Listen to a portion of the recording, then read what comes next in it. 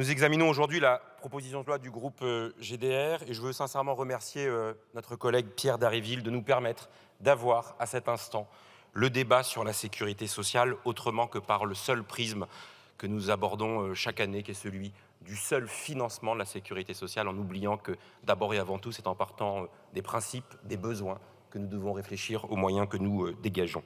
Évidemment, en tant que socialiste, je partage ce combat pour la défense et la promotion de cette grande et belle institution républicaine qu'est la sécurité sociale, au même titre que notre Assemblée, au même titre que les collectivités locales qui, elles, figurent dans la Constitution actuellement. Car en effet, la Sécu nous concerne toutes et tous. Au sortir de la Deuxième Guerre mondiale, peu après l'ordonnance du 4 octobre 1945, la créant, Ambroise Croizat déclarait que le plan de sécurité sociale est une réforme d'une trop grande ampleur, d'une trop grande importance pour la population de notre pays, pour que quiconque puisse en réclamer la paternité exclusive. Elle est dans notre ADN commun. 80 années plus tard, nous sommes toutes et tous les héritiers de cette grande conquête des ouvriers, des travailleurs et des salariés, les héritiers de ce monument politique et historique qu'est la sécurité sociale. Mesurons ce que les forces républicaines de ce pays ont réussi à construire et à entretenir. Aujourd'hui, ce sont 470 milliards d'euros de prestations des seuls régimes de base de la sécurité sociale qui sont versés chaque année, soit plus que le budget de l'État. Cela équivaut à 25% du PIB de notre pays, réparti sur 5 branches.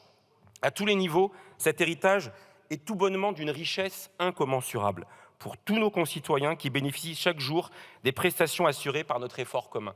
Et je le dis avec solennité, c'est une singularité française, ce n'est pas une anomalie qu'il faudrait invisibiliser. Pour beaucoup de nos concitoyens, c'est la matérialisation quotidienne de notre devise nationale, liberté, égalité, fraternité, ce qui explique évidemment sa présence dans le préambule de la Constitution de 1946. Cela explique aussi pourquoi tant de nos Français y sont attachés.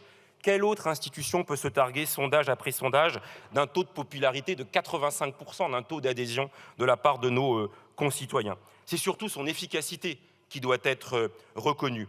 Une étude menée par l'Observatoire des inégalités en 2020 démontrait que notre sécurité sociale permet de faire baisser significativement le taux de pauvreté. En 2017, il était de 14%, c'est déjà trop, mais sans la sécurité sociale, il aurait été de plus de 22%. Ce sont autant de personnes âgées, handicapées, de personnes malades, de chômeurs, de femmes célibataires, d'étudiants et plus généralement de toutes celles et tous ceux qui ont besoin de cette magnifique idée qui est celle de la mutualisation des risques au service de la cohésion sociale.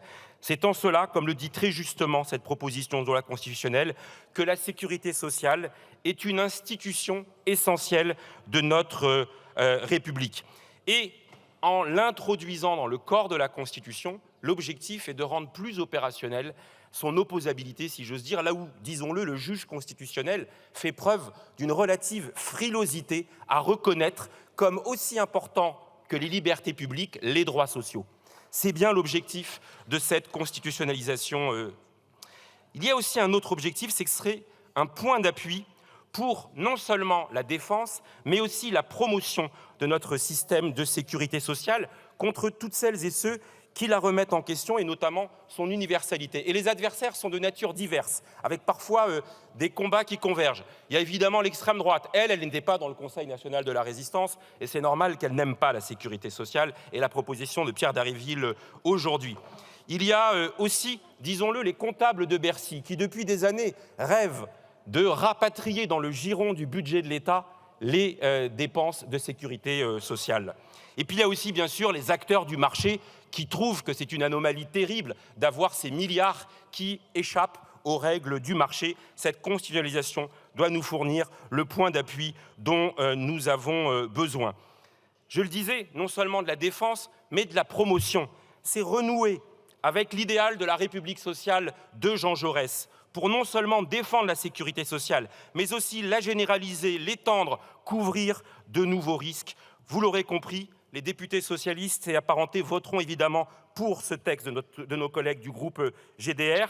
Et puisque c'est à cet instant un socialiste qui s'adresse à un communiste, je vais citer l'un de nos illustres prédécesseurs, Léon Blum, qui avait fait cette jonction entre socialistes et communistes. Toute société qui prétend assurer aux hommes la liberté doit commencer par leur garantir l'existence. En mettant la sécurité sociale dans la Constitution, nous faisons honneur à cette exigence. Je vous remercie.